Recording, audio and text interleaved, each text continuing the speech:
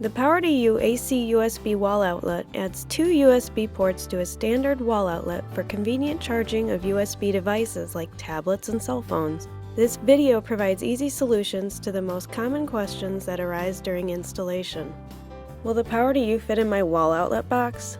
Why can't I get the safety shutter over one of my USB ports to open? Or why can't I get the USB port to power my device? Why doesn't my USB cable seem to seat properly? If you have only one question, you can skip ahead to the section you want, but we recommend watching this whole video before installing, just in case.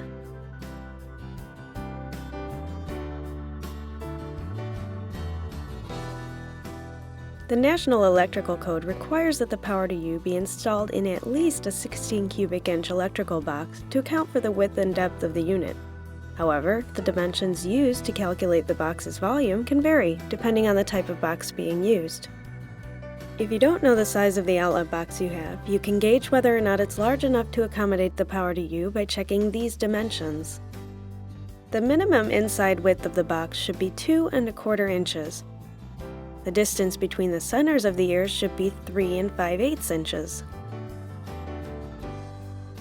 Depth should be a minimum of 2 1/2 inches. If all of these measurements are at least the minimum, then the Power2U should fit just fine.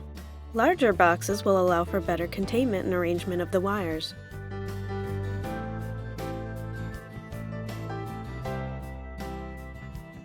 The answer to both of these questions are related to each other, so we'll address them both at the same time.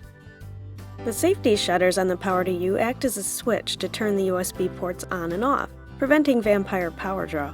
When the shutter is open, it pushes down on the plunger switch, activating the port. However, if the cover plate isn't flush with the outlet, one or both shutters will not be positioned properly over the switch. In some cases, the port may not activate. In others, the shutter may not open at all.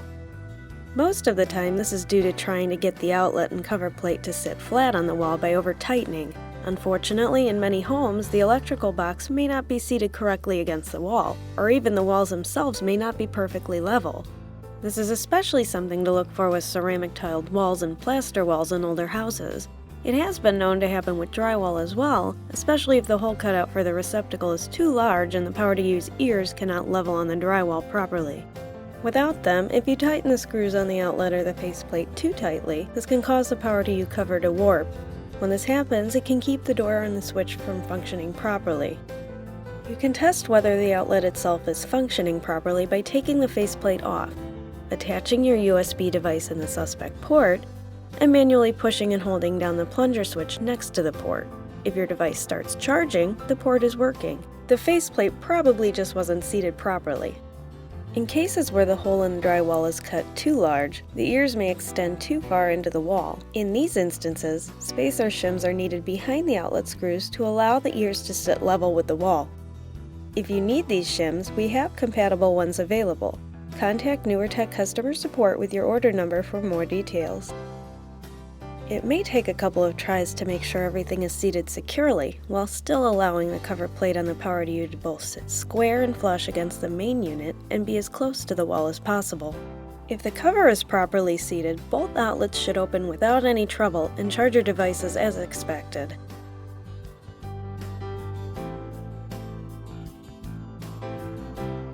The Power2U has been tested to be compatible with cables conforming to USB standards.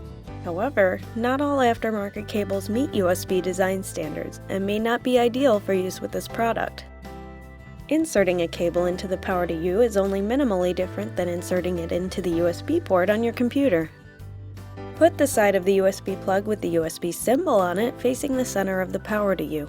Then, use the edge of the plug to push the ridge of the safety shutter towards the outside edge. You should then be able to slide the plug all the way in. Since there are no standards regarding the thickness of casing on USB cables, thicknesses can range from very thin to extremely thick. With thicker plugs, you may have to angle them slightly in order to have them seat securely.